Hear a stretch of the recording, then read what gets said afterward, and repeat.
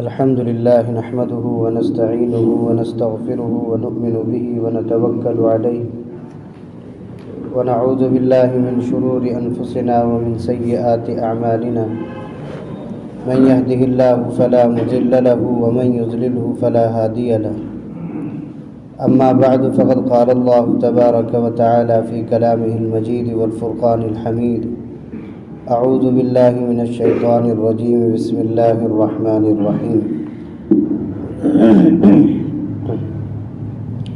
أولما أصابتكم مصيبة قد أصبتم مثليها قلتم أنى هذا قل هو من عند أنفسكم إن الله على كل شيء قدير صدق اللہ العظیم۔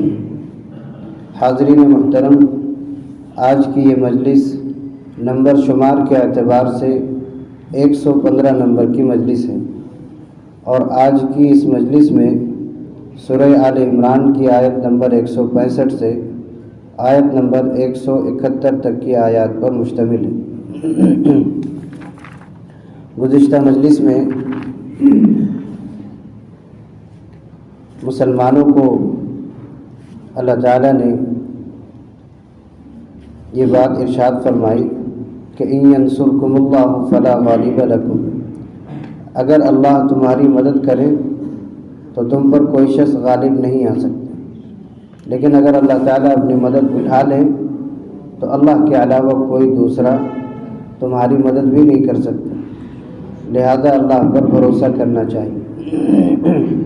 اور پھر اس کے بعد خیانت کے سلسلے میں کہ خیانت کتنا بڑا جرم ہے اور خیانت کی کیا کیا سزا ہے، اس کا اللہ تعالیٰ نے ذکر فرمایا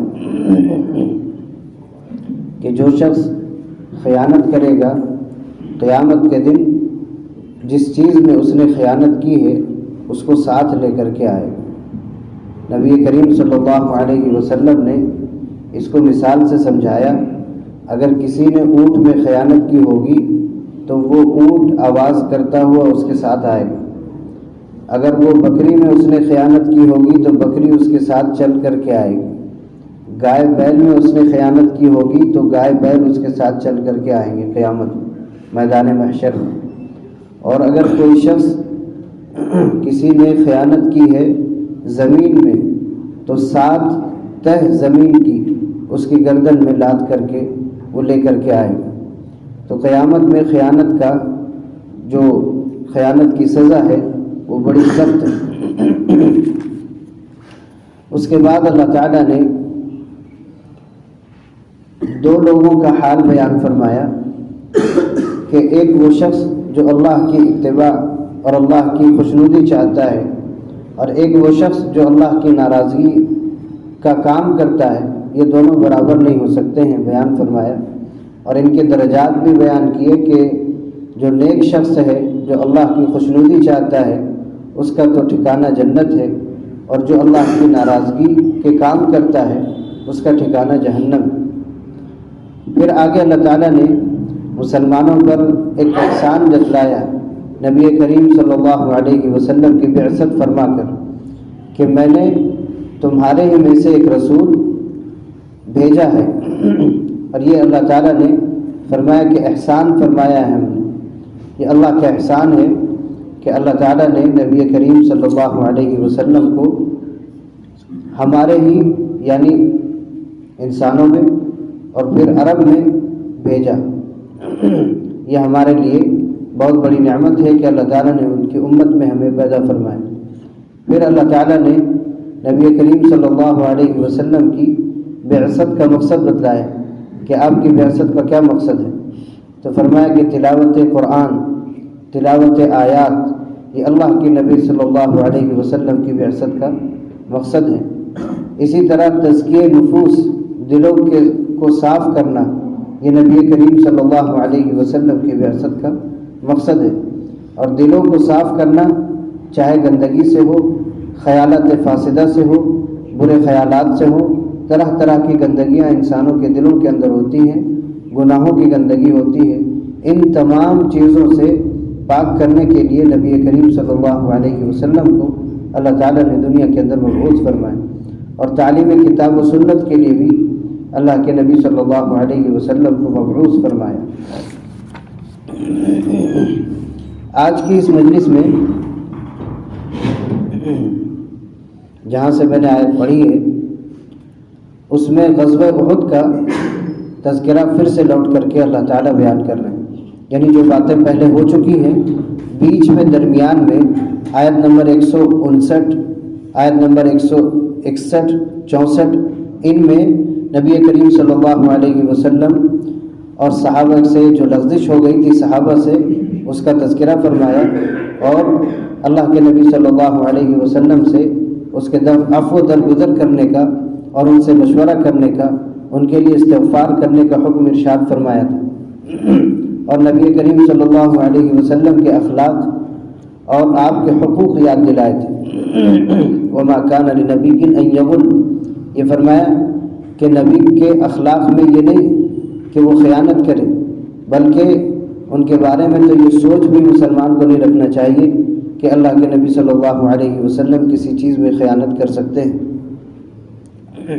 ان سب چیزوں کو بیان کرنے کے بعد فرمایا کہ آپ کو پتہ ہے کہ غزوہ احد میں مسلمانوں کو شکست ہوئی تھی، اور اس سے پہلے غزوہ بدر میں مسلمان یہ فتح یاب ہوئے تھے، تو اللہ تعالیٰ نے اسی کو بیان فرمایا، اولما اصابتکم مصیبت قد اصبتم مثلیہا، کہ جو مصیبت تم کو پہنچی ہے، جو مصیبت غزوہ احد میں تمہیں پہنچی ہے، قد اصبتم مثلیہا، تم نے اسی کے مثل بلکہ اس سے بڑھ کر کے تم نے انہیں تکلیف پہنچائی ہے۔ غزوہ بدر میں تم نے انہیں دوہری تکلیف پہنچائی، 70 مشرکین قتل کر دیے گئے اور 70 جو ہے قیدی بنائے گئے، اور اس غزوہ احد میں خود مسلمان 70 شہید ہوئے اور کافر 20 مارے گئے اس غزوہ احد میں۔ تو غزوہ احد میں بھی مارے گئے، غزوہ بدر میں بھی مارے گئے، اور غزوہ بدر میں 70 قید بھی ہوئے، اور اس غزوہ احد میں مسلمان تو صرف 70 مارے گئے، ان کی قتل کرنے مارے جانے والوں کی تعداد بھی زیادہ ہے، اور قتل اور ان کے قید کیے ہوئے بھی لوگ ہیں، تم میں تو صرف شہید ہوئے۔ یہ اللہ تعالیٰ بیان فرما رہے ہیں۔ جب یہ غزوہ احد میں شکست ہوئی تو لوگوں نے یہ سوال کیا، لوگوں کے ذہنوں میں سوال آیا، انا ھذا قلتم انا ھذا، کہ یہ شکست کیسے ہو گئی؟ اللہ تعالیٰ نے تو فتح کا وعدہ فرمایا تھا، تو فتح کا وعدہ اس وقت تھا جب نبی کریم صلی اللہ علیہ وسلم نے جن تیر اندازوں کو پہاڑ پر مقرر کیا تھا وہاں سے وہ صحابہ اگر اپنی اجتہادی لغزش کی وجہ سے نہ ہٹے ہوتے تو فتح مل ہی رہی تھی۔ فتح کا تو وعدہ اللہ نے کیا تھا اور وہ فتح دے بھی دیا تھا، لیکن اجتہادی لغزش کی وجہ سے اللہ تعالیٰ نے اس فتح کو شکست میں بدل دیا۔ تو فرمایا کہ قلتم انا ھذا، تم کہتے ہو کہ یہ شکست کیسے آ گئی؟ مسلمان تو شکست خوردہ نہیں ہو سکتا ہے، وہ تو غالب ہی آنے والا ہے۔ فرمایا قل هو من عند انفسکم، اے نبی آپ ان سے کہہ دیں کہ یہ تمہارے ہی کاموں سے ہوا ہے، یہ تمہاری طرف سے ہوا ہے، یعنی یہ جو شکست ہے یہ شکست تمہارے ہی کاموں کی وجہ سے آئی۔ تم اگر اس پہاڑی کو نہ چھوڑتے تو فتح تو تمہارے ہی ہاتھ تھی، تم نے اس پہاڑی کو چھوڑ دیا تو اللہ تعالیٰ نے تمہیں مغلوب کر دیا۔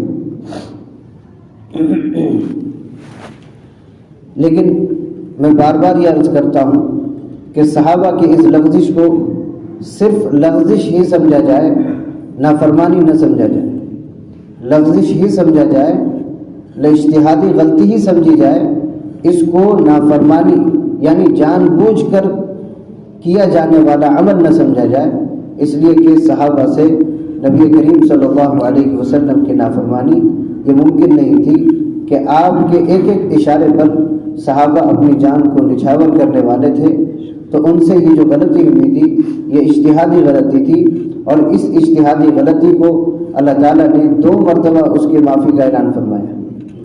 تو جب 2 مرتبہ اللہ معاف کر دے اور اپنے نبی سے کہیں کہ آپ بھی انہیں معاف کر دیں، تو ہماری زبان ان صحابہ کے بارے میں لب کشائی کرنے کی ہماری زبان کو طاقت نہیں ہونی چاہیے۔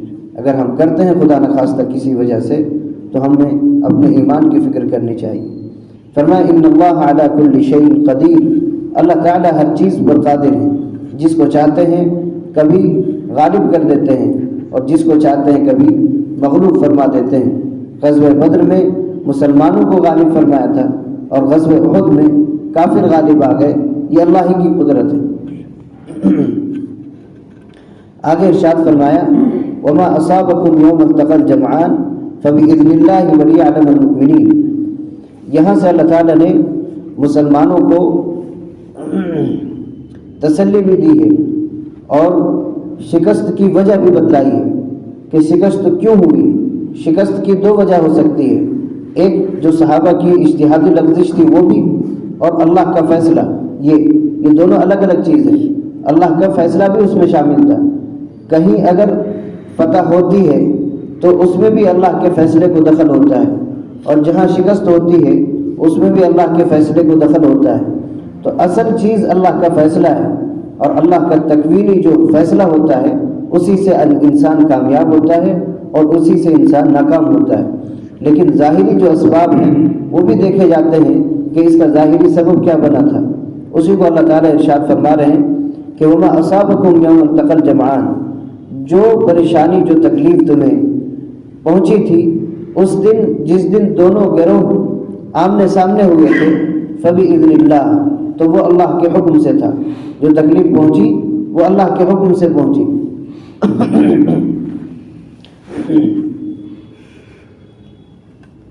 تو میں یہ عرض کر رہا تھا کہ ظاہری سبب جو ہے یہ صحابہ کی اجتہادی غلطی ہے، لیکن تکوینی سبب اللہ کا حکم ہے۔ تکوینی سبب اللہ کا حکم ہے۔ ہر چیز اللہ تعالیٰ نے قرآن پاک میں جگہ جگہ پر ارشاد فرمایا ہے کہ جو بھی کام انسان کرتا ہے اس کا تو جو ظاہری سبب ہے وہ اس کا عمل ہوتا ہے، لیکن اس کا جو تکوینی سبب، باطنی سبب ہے وہ اللہ کا فیصلہ ہوتا ہے۔ اللہ کا فیصلہ ہوتا ہے۔ تو اللہ تعالیٰ نے ہر چیز کا فیصلہ پہلے فرما دیا ہے اور ہر چیز کا ارادہ پہلے سے کر لیا ہے، لیکن اس کا ظاہری سبب انسان کے اختیار میں دیا ہے کہ تم چاہو تو سیدھے راستے پر چل لو اور چاہو تو غلط راستے کو اختیار کر لو، تمہارے ہاتھ میں ہے، لیکن اللہ تعالیٰ کے یہاں سے فیصلہ طے ہے۔ تو یہ چیز اللہ تعالیٰ نے ارشاد فرمائی فبإذن اللہ، یہ جو تکلیف تمہیں پہنچی یہ اللہ کے حکم سے پہنچی ہے۔ اگر اللہ کا حکم نہ ہوتا تو یہ تکلیف تمہیں نہ پہنچتی۔ تو سب سے پہلے بات ذہن میں یہ رکھنا چاہیے کہ ہر نفع اور نقصان یہ اللہ کے قبضے میں ہے۔ اللہ جسے چاہتے ہیں اپنے حکم سے اسے نفع پہنچاتے ہیں، اپنے حکم سے اسے نقصان پہنچاتے ہیں۔ نقصان پہنچانا یہ انسان کے بس کا نہیں ہے، اور نفع کا دینا بھی انسان کے بس کا نہیں ہے۔ آگے ارشاد فرمایا وَلِيَعْلَمَ الْمُؤْمِنِينَ، اور یہ جو شکست ہوئی اس شکست کی حکمت بیان فرما رہے ہیں تاکہ اللہ تعالیٰ ان لوگوں کو جان لے جو پکے مومن ہیں۔ وَلِيَعْلَمَ الْمُؤْمِنِينَ، ان لوگوں کو جان لیں کہ جو پکے مومن ہیں، کہ اس جنگ میں دو جماعتیں ہو گئی تھی، ایک صحابہ کی مضبوط جماعت تھی اور ایک منافقین کی جماعت تھی۔ تو منافقین نے کہا کہ اگر ہماری رائے نہ مانی گئی تو ہم اس میں شریک نہیں ہوں گے، اور شریک نہ ہو کر کے انہوں نے 300 لوگ اس مجمع سے الگ ہو گئے۔ تو اللہ تعالیٰ نے یہاں دکھلا دیا کہ جو لوگ میدان جنگ میں شریک ہوئے یہ پکے مومن تھے، اور جنہوں نے میدان چھوڑ دیا یہ منافق تھے۔ تو اسی کو فرمایا وَلِيَعْلَمَ الْمُؤْمِنِينَ، تاکہ اللہ تعالیٰ پکے مومنین کو جان لیں۔ اللہ تعالیٰ تو پہلے سے جانتے ہیں، پھر جاننے کا کیا مطلب ہے؟ اس سے مراد یہ ہے کہ انسان بھی جان لیں، لوگ پہچان لیں کہ کون سچے مومن ہیں اور کون منافق ہیں۔ تو فرمایا کہ وَلِيَعْلَمَ الْمُؤْمِنِينَ وَلِيَعْلَمَ الَّذِينَ نَافَقُوا، اور مومنین کو پہچان لیں اور منافقین کو بھی کہ کون منافق ہے، کون پکا مسلمان ہے اور کون منافق ہے۔ اس کو جاننے کے لیے اللہ تعالیٰ نے یہ شکست عطا کی اور یہ جنگ دیا تھا۔ یہاں جو اللہ تعالیٰ نے دو وجہ بیان کی، تین وجہ گویا کہ شکست کی تین وجہ ایک اللہ کا حکم، دوسرا اللہ تعالیٰ کی حکمت یہ تھی کہ پکے مومنین کی شناخت ہو اور منافقین کی پہچان ہو جائے۔ لیکن اس سے پہلے اسی غزوہ احد میں پچھلی آیتوں میں آیت نمبر 140 میں اللہ تعالیٰ نے ارشاد فرمایا وَلِيَعْلَمَ الَّذِينَ آمَنُوا، اللہ تعالیٰ مومنین کو پہچاننا جاننا چاہتے ہیں کہ کون پکے مومن ہیں۔ وَيَتَّخِذَ مِنْكُمْ شُهَدَاءَ، اور دوسری وجہ اور دوسری حکمت بیان فرمائی کہ اس شکست میں ہم نے ایک حکمت یہ چھپائی تھی کہ تم میں سے بعض کو ہم شہید کا درجہ دینا چاہتے تھے۔ وَيَتَّخِذَ مِنْكُمْ شُهَدَاءَ، بعض کو شہید ہونے کا درجہ دینا چاہتے تھے۔ اگر شکست نہ ہوتی تو صحابہ شہید نہ ہوتے۔ اگر صحابہ شہید ہوئے ہیں اس کا مطلب یہ ہے کہ اللہ تعالیٰ نے انہیں ایک مقام دینا چاہا تھا اور وہ مقام بغیر شہادت کے حاصل نہیں ہو سکتا تھا۔ تو اللہ تعالیٰ نے ایک حکمت یہ بھی بیان کی پچھلی آیت میں کہ بعض صحابہ کو شہادت کا درجہ دینا تھا، اور فرمایا وَلِيُمَحِّصَ اللَّهُ الَّذِينَ آمَنُوا، اللہ تعالیٰ مسلمانوں کو نکھارنا چاہتے تھے، اللہ تعالیٰ مسلمانوں کے اندر نکھار پیدا کرنا چاہتے تھے، وَيَمْحَقَ الْكَافِرِينَ، اور کافروں کو مٹانا چاہتے تھے۔ یہ 3-4 حکمتیں پہلے بیان ہوئی تھی، یہاں بھی اللہ تعالیٰ نے اسی کو دوبارہ بیان فرمایا ہے۔ چنانچہ آگے ارشاد فرماتے ہیں وَقِيلَ لَهُمْ تَعَالَوْا قَاتِلُوا فِي سَبِيلِ اللَّهِ أَوِ ادْفَعُوا، یہاں منافقین جو الگ ہو گئے تھے اس کا تذکرہ ہے۔ غزوہ احد میں جب اللہ کے نبی صلی اللہ علیہ وسلم نے صحابہ سے مشورہ کیا کہ ہمیں یہ جنگ مدینے میں رہ کر کے کرنی چاہیے یا مدینے سے باہر نکل کر کے ہم یہ جنگ کریں، تو صحابہ کی 2 جماعت اس میں ہو گئی۔ وہ صحابہ جو غزوہ بدر میں شریک نہیں ہوئے تھے، نہ ہو سکے تھے، ان صحابہ کی رائے تھی کہ غزوہ یہ جو احد ہو یہ میدان احد میں جا کر کے کیا جائے، یہ غزوہ میدان احد میں جا کر کے باہر نکل کر کے کیا جائے۔ اور بعض صحابہ کی جس میں خود نبی کریم صلی اللہ علیہ وسلم کی رائے تھی کہ یہی مدینے میں رہ کر کے ان کا مقابلہ کیا جائے۔ اور اسی رائے کو پیش کیا تھا رئیس المنافقین عبداللہ ابن ابی ابن سلول نے، منافقین کے سردار نے کہا تھا کہ یہ جنگ اسی مدینے میں رہ کر کے کرنی چاہیے۔ نبی کریم صلی اللہ علیہ وسلم پر صحابہ نے بار بار رائے دی، آپ کو رائے پیش کی کہ غزوہ جو ہے باہر جا کر کے کرنا چاہیے۔ اللہ کے نبی صلی اللہ علیہ وسلم اپنے حجرے میں تشریف لے جا کر کے زرہ پہن کر کے باہر آ گئے۔ صحابہ نے دیکھا کہ اللہ کے نبی کہیں ناراض تو نہیں ہے، جا کر کے کہا کہ اللہ کے نبی آپ کو جو حکم ہے کہ یہیں سے رہ کر کے لڑائی لڑی جائے، لہذا ہم یہیں سے لڑنے کو تیار ہیں۔ نبی کریم صلی اللہ علیہ وسلم نے ارشاد فرمایا کہ جب نبی زرہ پہن لیتا ہے تو جب تک وہ میدان جنگ میں شریک نہ ہو وہ زرہ نہیں اتارا کرتا، اس لیے میں نے زرہ پہن لیا ہے، اب لڑائی میدان ہی میں جا کر کے ہوگی۔ چنانچہ صحابہ نکلے۔ تو یہاں جو عبداللہ ابن ابی ابن سلول جو اس کے ماننے والے لوگ تھے، انہوں نے کہا کہ یہ لڑائی کوئی لڑائی ہے جہاں وہ لوگ اتنی تعداد میں زیادہ ہیں اور ان کے پاس ہتھیار بھی زیادہ ہیں اور ہمارے پاس طاقت نہیں ہے، ہم مدینہ بھی چھوڑ دیں گے، کہیں ایسا نہ ہو کہ مدینے کے لوگ ہمارے بیوی بچوں پر آ کر کے وہ لوگ حملہ کر جائیں، یہ لڑائی کا کوئی طریقہ نہیں ہے، لہذا اگر تم یہیں سے رہ کر کے لڑتے ہو تو ہم تمہارے ساتھ ہیں، اور اگر یہاں باہر نکل کر کے لڑو گے تو ہم تمہارے ساتھ نہیں ہیں۔ یہ منافقین نے کہا تھا، اسی کا ذکر اللہ تعالیٰ یہاں فرما رہے ہیں وَقِيلَ لَهُمْ تَعَالَوْا قَاتِلُوا فِي سَبِيلِ اللَّهِ أَوِ ادْفَعُوا، جب ان لوگوں نے انکار کر دیا تو ان سے کہا گیا کہ تم آؤ ہمارے ساتھ اور ہمارے ساتھ مل کر کے اللہ کے راستے میں لڑو، اللہ کے راستے میں لڑو، کافروں کو قتل کرو، یا فرمایا أَوِ ادْفَعُوا، اگر تم لڑ نہیں سکتے تو کم از کم ہمارے ساتھ رہو، ہمارے ساتھ رہو، ہمارے ساتھ اگر رہو گے تو مجمع کی کثرت سے کبھی دفاع ہوتا ہے، مجمع کی کثرت سے کبھی دفاع ہوتا ہے۔ لوگ سوچیں گے کہ یہ اتنے سارے لوگ ہیں، اگر یہ سب کے سب ہم پر حملہ کر دیں گے تو ہم مغلوب ہو جائیں گے، چنانچہ ان کے دل میں رعب پڑے گا، اس وجہ سے تم ساتھ چلو، لڑو مت لیکن ساتھ چلو۔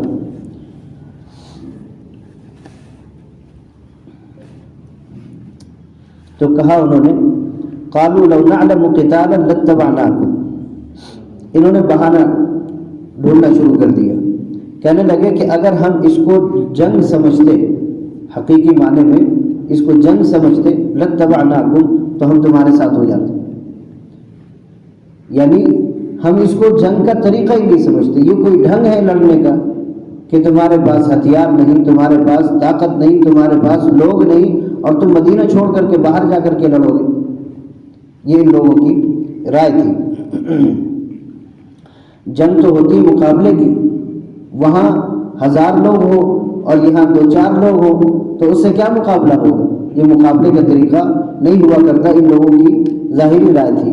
ظاہر ہے کہ یہ کافر تھے تو ان کی رائے ظاہر پر ہی ہوگی، ظاہری پر ہوگی، باطن کو تو نہیں دیکھ سکتے. لیکن انہوں نے کہا کہ لَاتَّبَعْنَاكُمْ، اگر ہم اس کو صحیح معنی میں جنگ سمجھتے ہوتے تو ہم تمہارے ساتھ چلتے ہی، یہ کوئی طریقہ نہیں ہے لڑنے کا. لہذا انہوں نے بہانہ تلاش کر لیا. اللہ تعالیٰ نے ارشاد فرمایا ہم للکفر یومئذ اقرب منہم للایمان، اس دن وہ بمقابلہ ایمان کے کفر کے زیادہ قریب ہو گئے. یعنی یہ لوگ کافر تو تھے ہی منافقین، لیکن ایمان کے قریب تھے، اپنے آپ کو مسلمان بتلاتے تھے. لیکن یہاں مسلمانوں اور نبی کریم صلی اللہ علیہ وسلم پر جو انہوں نے اعتراض کیا تھا کہ لڑائی کا یہ کوئی طریقہ نہیں ہے، اس انکار کی وجہ سے اور اس میں شرکت نہ کرنے کی وجہ سے اللہ فرماتے ہیں کہ آج یہ کفر کے زیادہ قریب ہے. کافر تو ہے ہی، کفر کے زیادہ قریب ہے. پہلے ایمان کے کچھ قریب تھے، اپنے آپ کو مسلمان بتلاتے تھے، لیکن یہ کہنے کی وجہ سے یہ کیا ہو گئے ہیں؟ کفر کے زیادہ قریب ہو گئے ہیں. اسی کو اللہ فرما رہے ہیں کہ ہم للکفر یومئذ اقرب منہم للایمان، یہ بمقابلہ ایمان کے آج کفر کے زیادہ قریب ہیں. اللہ کہتے ہیں یقولون بافواہہم ما لیس فی قلوبہم، یہ اپنی زبان سے اور اپنے منہ سے وہ بات کہتے ہیں جو ان کے دل میں نہیں ہوتی. ان کا دل کچھ اور کہتا ہے اور ان کی زبان کچھ اور کہتی ہے. یہ بظاہر تم سے یہ کہہ رہے ہیں کہ لڑنے کا یہ کوئی طریقہ نہیں ہے، لیکن باطن میں یہ ہے کہ یہ جائیں مسلمان یہاں سے اور جا کر کے وہاں لڑائی کریں اور وہاں سے شکست کھا کر کے واپس آئیں. ان کے دل کی یہ تمنا ہے، منافقین کے دلوں کی یہ تمنا ہے. دل میں کچھ اور ہے اور ظاہر کچھ اور کرتے ہیں. لڑنے یہ تمہارا ساتھ نہ آج دینے والے، نہ اگر تم ان کی بات مانتے تب بھی یہ تمہارا ساتھ دینے والے نہیں تھے، اور نہیں مانو گے تب بھی یہ تمہارا ساتھ دینے والے نہیں ہیں. تو فرمایا کہ یقولون بافواہہم ما لیس فی قلوبہم، یہ اپنے منہ سے وہ بات کہتے ہیں جو ان کے دل میں نہیں ہوتی. وہ باتیں ان کے دل کی کچھ اور ہوتی ہیں اور زبان کی کچھ اور ہوتی ہیں. لیکن اللہ فرما رہے ہیں واللہ اعلم بما یکتمون، اللہ تعالیٰ جو کچھ یہ لوگ اپنے دل میں چھپاتے ہیں اس کو بھی جانتے ہیں. یہ تو انسان ہے نا کہ انسان نہیں جانتا، ہم نہیں جانتے کہ اس کے دل میں کیا ہے، لیکن اللہ تو کھول کر کے بیان کر دیتے ہیں کہ اس کے دل میں کیا ہے. اپنے نبی کو بتلا دیا کہ اے نبی ان کا دل کچھ اور ہے اور ان کی زبان کچھ اور ہے. یہ چاہتے کچھ اور ہیں اور کہتے کچھ اور ہیں. ان کے دل کے اوپر اور ان کی بات پر آپ اعتماد نہ کیجیے، آپ نکلیے اللہ کے راستے میں اور مقابلہ کیجیے کافروں. الذین قالوا لاخوانہم وقعدوا لو اطاعونا ما قتلوا، یہاں سے کافروں کی یعنی منافقین کی مزید حالت کا بیان ہے کہ خود تو لڑائی میں شریک نہیں ہو رہے، جو مسلمان لڑائی میں شریک ہو رہے ہیں ان کے بارے میں طرح طرح کی باتیں کرتے ہیں. کہتے ہیں الذین قالوا لاخوانہم، یہ کافر اور منافق اپنے بھائیوں کے لیے یعنی صحابہ کے لیے کہتے ہیں صحابہ سے وقعدوا، اگر یہ لوگ بیٹھے رہتے مدینہ ہی میں رہتے، لو اطاعونا ما قتلوا، اگر یہ ہماری بات مان لیے ہوتے تو یہ قتل نہیں ہوتے، شہید نہیں ہوتے. انہوں نے ہماری بات نہیں مانی اس لیے یہ مارے گئے. اللہ کہتے ہیں قل فادرؤوا عن انفسکم الموت، اے نبی آپ ان سے کہیے کہ اپنے اوپر سے موت کو دفع کرو. اگر تم موت سے بچ سکتے ہو تو بچ کر کے بتلاؤ، کبھی تو موت آئے گی. اگر تم حقیقی معنی میں سچے ہو کہ اگر ہم یہیں بیٹھے رہیں گے تو موت نہیں آئے گی، تو تم اپنے گھروں میں بیٹھے رہو اور کبھی نہ مرنا، ایسا کر کے بتلاؤ. قل فادرؤوا عن انفسکم الموت ان کنتم صادقین، اگر تم سچے ہو. یہ آیت نازل ہوئی ہے عبداللہ ابن ابی ابن سلول کے بارے میں جو رئیس المنافقین تھا. اللہ تعالیٰ نے قرآن پاک میں ایک جگہ ارشاد فرمایا قُلْ لَوْ كُنْتُمْ فِي بُيُوتِكُمْ لَبَرَزَ الَّذِينَ كُتِبَ عَلَيْهِمُ الْقَتْلُ إِلَى مَضَاجِعِهِمْ، یہ جو موت کے بارے میں یہ کہتے ہیں کہ صحابہ شہید نہ ہوتے، مارے نہ جاتے، اگر یہ ہماری بات مان لی ہوتے، اللہ کہتے ہیں کہ جس کے لیے موت ہم نے لکھ دی ہے، اگر اس کی موت جس جگہ پر ہم نے لکھی ہے وہاں موت آنی لکھی ہے تو وہاں خود چل کر کے ہو جائے گا، اپنی قتل گاہ میں وہ خود چل کر کے جائے گا، اس کو لے جانے کی ضرورت نہیں ہے، اس کو لے جانا نہیں پڑتا ہے۔ میں نے اس سے پہلے بھی آپ کو سمجھایا کئی دفعہ یہ بات قرآن کریم کی اس آیت کے حوالے سے کہ اللہ تعالیٰ نے اگر موت ہمیں راستے میں لکھی ہے اللہ حفاظت کرے، حادثے میں لکھی ہے اللہ حفاظت کرے، تو وہاں موت خود آئے گی اور ہمیں وہاں چل کر کے جانا ہوتا ہے، موت نہیں لے جاتی، ہم چل کر کے خود موت کے پاس جاتے ہیں، اس لیے کہ اللہ نے موت وہاں لکھی ہے۔ اگر صحابہ شہید ہوئے تو شہادت ان کو ملنی تھی، اس وجہ سے شہادت تو گھر بیٹھے نہیں ملتی ہے، اس کو تو میدان جنگ میں حاصل کرنا ہوتا ہے، تو صحابہ خود چل کر کے میدان جنگ میں گئے ہیں شہادت کو حاصل کرنے کے لیے، اور یہ مرے نہیں ہیں۔ صحابہ جو شہید ہوئے یہ مرے نہیں، بلکہ ان کو تو ایک نئی زندگی حاصل ہوئی ہے جس کا ادراک انسان نہیں کر سکتا۔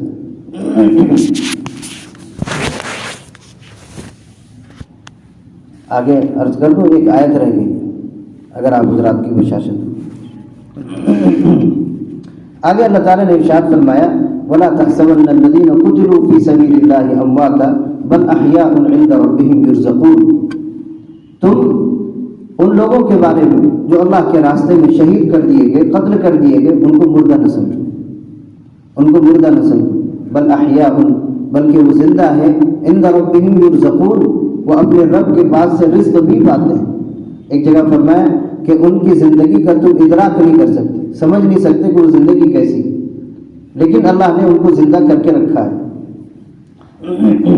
اس آیت میں شہداء کے متعلق یہ بات ارشاد فرمائی کہ شہداء اگرچہ اس دنیا سے رخصت ہو گئے، اس دار فانی سے رخصت ہو گئے ہیں، لیکن ان کی روحیں ہمیشہ کے رہنے والے گھر میں ابھی بھی زندہ ہیں، ہمیشہ کے رہنے والے باقی رہنے والے گھر میں ابھی بھی زندہ ہیں۔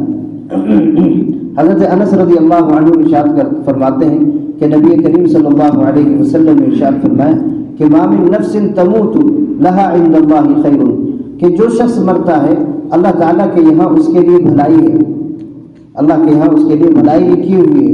لا يسرها ان ترجع الى الدنيا، کہ وہ کبھی نہیں چاہے گا کہ دنیا لوٹ کر کے آئے۔ جو شخص اللہ کا نیک بندہ ہوگا وہ مرنے کے بعد، آخرت میں پہنچنے کے بعد دنیا میں لوٹنے کی کبھی تمنا نہیں کرے گا، لیکن فرمایا الا شہید، مگر شہید ہے کہ وہ لوٹنے کی تمنا کرے۔ کیوں؟ فإنه يسر أن يرجع إلى الدنيا، وہ چاہے گا کہ وہ دنیا پھر واپس لوٹ کر کے آئے۔ کیوں آئے گا؟ فيقتل مرة أخرى، تاکہ دوبارہ قتل ہو، تاکہ وہ دوبارہ قتل ہو۔ وہ چاہتا ہے کہ میں بار بار قتل ہوں، اس کے دل کی یہ خواہش ہے۔ کیوں؟ لما يرى من فضل الشہادہ، اس لیے کہ مرنے کے بعد اس نے اپنی آنکھوں سے شہادت کا مرتبہ دیکھا کہ شہادت کا کیا مقام ہے۔ ایک مرتبہ انسان اللہ کے راستے میں شہید ہوا ہے تو اس کو وہ مقام ملا ہے، وہ مرنے کے بعد کیوں نہیں چاہے گا کہ بار بار مجھے شہادت ملے اور یہ شہادت ملنے سے میرے درجے کے اندر اضافہ ہو۔ اس لیے شہید تمنا کرے گا کہ مجھے دوبارہ پھر دنیا میں بھیج دیا جائے۔ اسی غزوہ احد میں حضرت جابر بن عبداللہ رضی اللہ عنہ کے والد شہید ہو گئے تھے، اور حضرت جابر یہ ان کی بہنیں زیادہ تھیں، یہ عیالدار تھے زیادہ، اور قرض بھی تھا ان کے اوپر۔ جب یہ شہید ہو گئے تو ان کے دل کے اندر غم آیا، پریشان ہوئے، تو نبی کریم صلی اللہ علیہ وسلم نے آپ کو تسلی دی، فرمایا اما علمت ان اللہ احیا اباک، اے جابر تم جانتے ہو تمہارے باپ کو اللہ تعالیٰ نے زندہ کر دیا، تمہارے باپ کو اللہ تعالیٰ نے زندہ کر دیا۔ فقال له، اور اس سے کہا کہ تمنا علیہ، جو چاہے مانگ لے مجھ سے۔ یہ اللہ تعالیٰ نے تیرے باپ سے کہا ہے۔ فرمایا فقال له، تو تمہارے باپ نے کہا کہ میں دنیا واپس جانا چاہتا ہوں پھر سے، اے اللہ میں دنیا پھر سے لوٹ کر کے جانا چاہتا ہوں، فاقتل مرۃ اخرى، تاکہ دوبارہ میں قتل کیا جاؤں۔ اس لیے واپس دنیا میں جانا چاہتا ہوں. تو اللہ تعالیٰ ارشاد فرماتے ہیں انی قضیت الحکم، میں نے ایک فیصلہ کر لیا ہے، انہم لا یرجعون، کہ تم اس کی طرف لوٹ کر کے نہیں جاؤ گے. ایک بار یہاں آ گئے تو یہاں آنے کے بعد دوبارہ دنیا میں واپس نہیں جانا ہے. جو مقام تمہیں ہم نے دینا تھا وہ ہم نے تمہیں دے دیا. تو اللہ تعالیٰ کہتے ہیں کہ بل احیاء عند ربہم یرزقون، یہ زندہ ہیں، اپنے رب سے رزق بھی پاتے ہیں. اس کو حدیث پاک کے اندر ارشاد فرمایا. حضرت ابن عباس رضی اللہ عنہ اس کے راوی ہیں، کہتے ہیں کہ لما اصیب اخوانہم بأحد، جب نبی کریم صلی اللہ علیہ وسلم نے ارشاد فرمایا کہ جو تکلیف تم مسلمانوں کو، تمہارے بھائیوں کو جو احد میں پہنچی ہے، جعل اللہ ارواحہم فی اجواف طیر، اللہ تعالیٰ نے ان کی روحوں کو پرندوں کے قالب میں ڈال دیا ہے. پرندوں کے جیسے جسم بنا کر کے ان جسموں کے اندر اللہ تعالیٰ نے ان شہیدوں کے روح کو ڈال دیا ہے. فرمایا کہ وہ جنت کی نہر سے پانی پیتے ہیں اور جنت کا پھل کھا رہے ہیں. عند ربہم یرزقون، وہ اپنے رب سے رزق بھی پا رہے ہیں، تو وہ کھانا بھی کھا رہے ہیں اور پانی بھی پی رہے ہیں. اس حدیث کے حوالے سے فرمایا وَتَأْوِي إِلَى قَنَادِيلَ مِنْ ذَهَبٍ فِي ظِلِّ الْعَرْشِ، اور اللہ کے عرش کے سائے میں، انہی قندیلوں میں، انہی وہ پرندوں کی شکل میں راحت و آرام پا رہے ہیں. تو کہہ رہے ہیں اللہ تعالیٰ فَرِحِينَ بِمَا آتَاهُمُ اللَّهُ مِنْ فَضْلِهِ، جو فضل اور جو مقام اللہ تعالیٰ نے ان شہداء کو عطا فرمایا ہے، اس سے وہ خوش ہیں. دنیا تو یہ سمجھ رہی ہے کہ ہم نے انہیں مار دیا، قتل ہو گئے، لیکن اللہ کہتے ہیں کہ ہم نے انہیں زندگی دی، اور اس زندگی کو کہا کہ وہ کھانا پینا بھی ہم انہیں دے رہے ہیں، اور وہ اس زندگی سے خوش ہیں. وَيَسْتَبْشِرُونَ بِالَّذِينَ لَمْ يَلْحَقُوا بِهِم مِّنْ خَلْفِهِمْ، اور فرمایا کہ جو خوشیاں منا رہے ہیں، وہ خوشیاں منا رہے ہیں ان کے بارے میں کہ جو ان کے بعد ان تک ابھی تک پہنچے نہیں ہیں. یعنی جو لوگ دنیا میں رہ گئے ہیں ان کے بارے میں بھی وہی یہی تمنا کرتے ہیں کہ کاش وہ لوگ بھی اللہ کے راستے میں آتے اور اللہ کے راستے میں میدان میں شہید ہو جاتے، ان کو بھی یہ مقام ملتا ہے. آدمی جب ایک انسان ہوتا ہے اس کو خوب ساری نعمت مل جائے اور اس کے بیوی بچے پریشان ہوں، تو کبھی نہیں چاہے گا کہ میرے بیوی بچے پریشان ہوں اور میں سکون کی زندگی گزاروں. یہاں مرنے کے بعد بھی انسان وہ تو خود خوش ہے، وہ یہ چاہے گا کہ میرے جو پچھلی نسل باقی ہے دنیا میں وہ بھی شہید ہو کر کے آ جائے، تاکہ جو مقام مجھے ملا ہے اس کو بھی حاصل ہو. تو قرآن پاک کے اندر تو یہ ارشاد فرمایا. حدیث میں آگے ارشاد فرمایا فلما وجدوا طیب مشربہم ومأکلہم وحسن منقلبہم، فرمایا کہ جب یہ لوگ شہداء اپنا کھانے پینے کا اچھا جو انتظام دیکھ لیں گے، رہنے کا اچھا انتظام دیکھ لیں گے، تو قالوا یا لیت اخواننا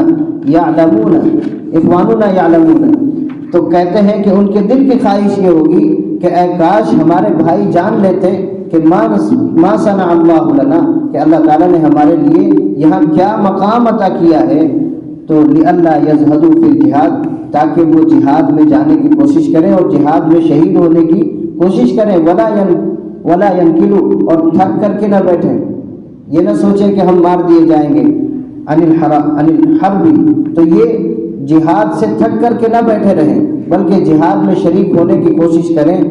تو جب یہ انسان تمنا کرے گا، یہ شہید تمنا کرے گا، تو اللہ تعالیٰ اس سے کہیں گے کہ اے میرے بندے، میں نے تمہاری یہ بات ان تک پہنچا دی ہے، تمہاری یہ بات ان تک پہنچا دی ہے. کیسے پہنچائی؟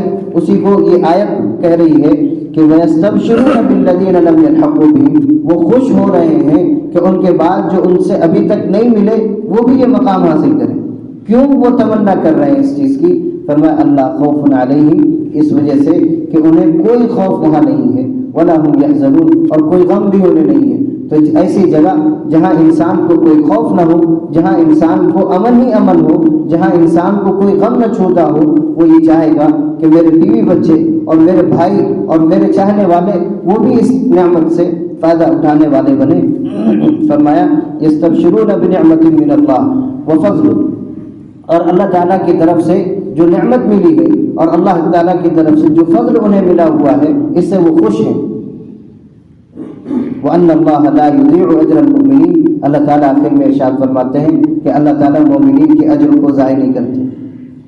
جو مومن اس بات کی تمنا کرے گا اور اس کے لیے عبادتیں کرے گا، اللہ تعالیٰ اس کی اس عبادت کو ضائع نہیں کرے گا، بلکہ اس کا اجر ارشاد عطا فرمائیں گے۔ تو اسی کو اللہ تعالیٰ نے فرمایا کہ میں نے اے میرے بندے، شہید بندے، میں نے تیری خواہش کو لوگوں تک پہنچا دیا ہے۔ یہ بات ہمیں اسی لیے بتائی گئی کہ وہ شہید تمنا کریں گے کہ ہمارے بھائیوں کو یہ بات پتہ چل جاتی، تاکہ وہ جہاد میں جاتے، اللہ کے راستے میں نکلتے، اور وہاں جو وہ شہید ہوتے تو جو جان ہتھیلی پر لے کر کے نکلے ہوئے ہیں ان کو اس ہتھیلی پر جان لے کر نکلنے کی قدر معلوم ہو، تاکہ انہیں یہ بات پتہ چل جائے۔ اس لیے اللہ تعالیٰ نے یہ آیت نازل فرمائی، وَلَا تَحْسَبَنَّ الَّذِينَ قُتِلُوا فِي سَبِيلِ اللَّهِ أَمْوَاتًا، جو اللہ کے راستے میں شہید کر دیے گئے، قتل کر دیے گئے، وہ مردہ نہیں ہے، زندہ ہے۔ یہ بات اللہ نے ہمیں بتلا دی ہے۔ یہ شہیدوں کی تمنا ہے کہ میرے بعد میں پیچھے رہنے والے لوگوں کو یہ بات معلوم ہو جائے۔ اللہ تعالیٰ نے یہ بات ہمیں بتلا دی ہے۔ بس یہی تفسیر آج کی یہیں تک مکمل ہوگی۔ اللہ تعالیٰ ہمیں سمجھ نصیب فرمائے، قرآن سمجھنے کی توفیق عطا فرمائے۔ وما علینا